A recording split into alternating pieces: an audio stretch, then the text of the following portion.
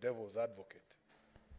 Mr. Speaker, they say that the only vice that cannot be forgiven is hypocrisy. And that even the repentance of a hypocrite is itself hypocrisy. It is very easy for you to point fingers at other people, but whenever you are pointing a finger at someone, you should always remember that there are four that are pointing backwards to you. All of us in this discussion have a role to play.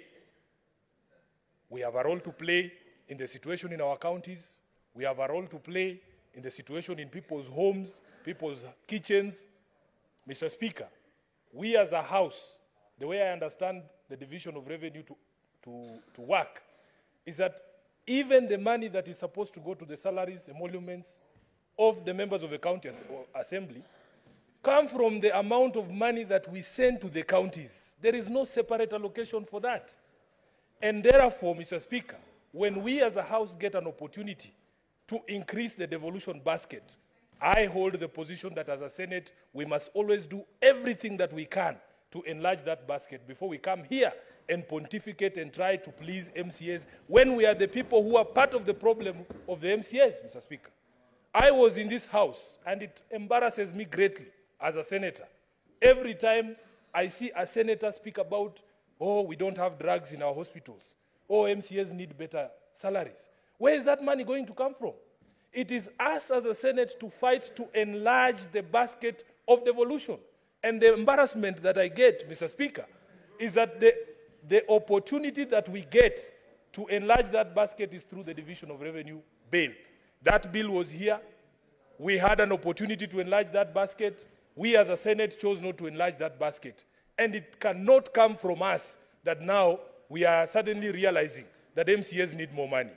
In fact, Mr. Speaker, we in our committees, whenever we meet the county assemblies, they come before the county public accounts committee. We have had this conversation with members of the county assembly.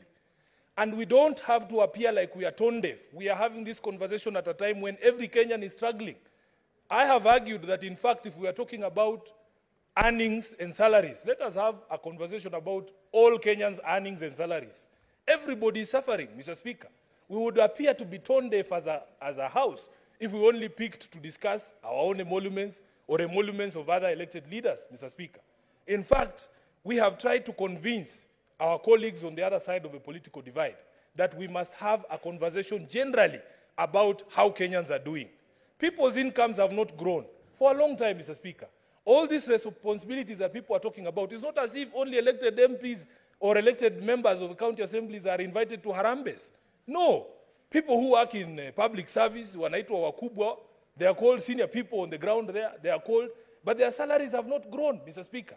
So let us not have this conversation in the context in which the country is in right now. Mr. Speaker, what I want us to do... Order, Senator Sifuna? What is your point of order, Senator Methu?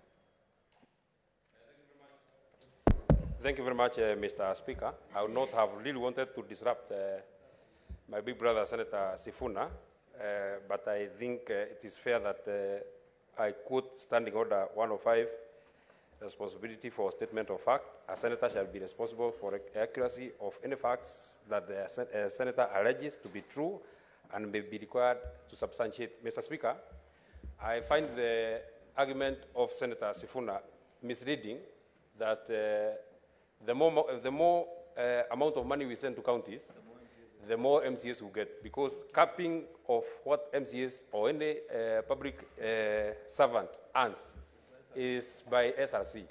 Even if we were to send 1 trillion to the counties, yes, and the money has been capped at 86, Mr. Speaker, the county assembly or county government cannot be able to raise their salaries. Exactly. So the point that is the statement, I think he's contributing to a statement that has not been sought. Yeah. What Senator Cherargei has sought this afternoon is a review by the SRC, not a review by Division of Revenue, not a review by the Senate, not a review by anybody, because the only person that has that mandate is the SRC. Exactly. I thank you very much, Mr. Speaker. Senator Sifuna. Yes. In your statement, you alluded to the fact that the more money that goes to the counties, then the more the MCAs will. Mr. Speaker. Is that correct? Mr. Speaker, that's not what I said. When Senator Cherargei was speaking, he talked about salaries, he talks about allowances and the welfare of members.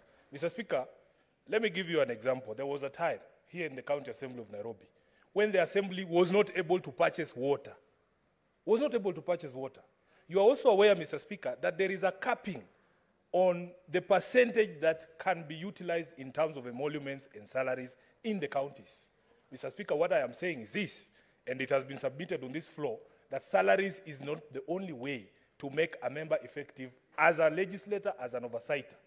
What I am saying is, let us get whenever we get an opportunity to grow that basket, Mr. Speaker, and we have had this conversation with members of the County Assembly who have appeared before us, that they would want to have autonomy of their own budgets. I don't think that Senator Methu understood what I was saying, because these are all matters that have been canvassed here. Senator Kajwang, what is your point of order? Mr. Speaker, I'm rising on a point of information to Senator Sifuna if he accepts. Then you need permission from the senator. Senator Sifuna, would you wish to be informed? Mr. Speaker, unfortunately, he's the chair of PAC. He's my chair. I have to say yes. I don't have any option. Mr. Speaker, I don't know why he said unfortunately, but, but Mr. Speaker, the matter raised by Senator Methu is not true. Senator Sifuna would be right, because if you look at the regulations, the PFM County Government Regulations of 2015, and that is Regulation 25(1)F, whatever county assemblies get is supposed to be based on the equitable share of a county. The regulations that we passed currently puts it at 7% of a county's equitable share, or twice the personnel emoluments, whichever is greater. So it is not far-fetched for Senator Sifuna to say that the more money we send to counties, the more money that will be available to county assemblies. Not necessarily for salary, Mr. Speaker, but it could be for operations. It could be to facilitate public participation, public outreach, and to enable them to carry out their oversight and representation mandate. And so, Mr. Speaker, I just wanted to remind Senator Sifuna of this. We had discussed it in the morning, and he does not have to apologize to Senator Methu for making an impression that if we would have voted for 407 billion, then county assemblies would have been given access to more money to be able to carry out operations, which I know that the matter before us is about salaries and payments and benefits, but county assemblies would have gotten more money if the Senate gives more money to counties. Senator Sifuna, proceed to conclude your remarks, please.